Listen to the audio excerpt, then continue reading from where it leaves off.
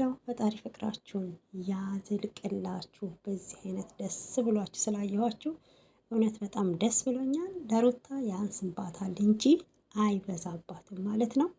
አይንክን በአይንክ እንድታይ አድርጋ ካለች። ስለዚህ እንኳን ደስ ያላችሁ።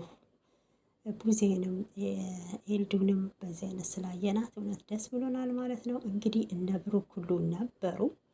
ብሩክ እንግዲህ ከሄርሜላ ጋር አብርሽን ሊያጋባ እየተሯሯጠ ላይ እታች እያለ ነበርና ዛሬ ግን እውነታውን አብርሽና ሩታ ደስተኛ እንደሆኑ አይተዋል።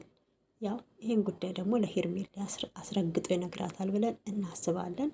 ለማንኛውም ሩታዬ እንኳንም ተሳካልሽ፣ እንኳንም የራስሽ ቤት ኖረሽ። ባልና ቤት የግል ሲሆን ደስ የሚለውና ልጅሽ ልዑል እንግዲህ አዲስ እድል የራሱን ይዞ መጥቷል። በእውነት በጣም ደስ ብሎኛል።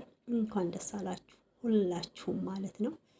እንግዲህ ቤቱን ድገሙበት፣ ውለዱበት ብለን ነው የምናስበው ከኪራይ። እውነቴን ነው። የራስ ቤት ማን እንደ ራስ ቤት ማለት ነው። እና ሩታዬ እንኳን ደስ አለሽ፣ አብርሽም እንኳን ደስ አለክ። ጀግና ሚስትክን በዚህ አይነት ትሬት አድርገክ በዚህ አይነት ስላስደሰትካት ማለት ነው።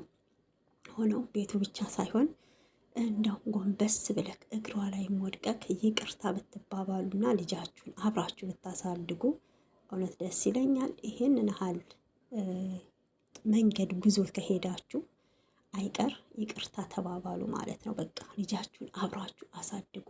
ደስ የሚለው እንደዛ ነው። አሁን አንድ አይነት ለብሳችሁ ስትመጡ ጠላት ምን ያህል እንደደነገጠ አንገቱን እንደደፋ እውነቴን ነው። አብርሽ እኮ ይችላል። የመንግስት ነው የግል የመንግስት ነው የግል ያለውን እንግዲህ ወደ ግሉ አምጥቶታል። የግለሰቡን ማለት የመንግስቱን ማለት ነው። እና ብቻ ትችላለክ። እውነቴን ነው። አብርሽ አይናገር እንጂ እኮ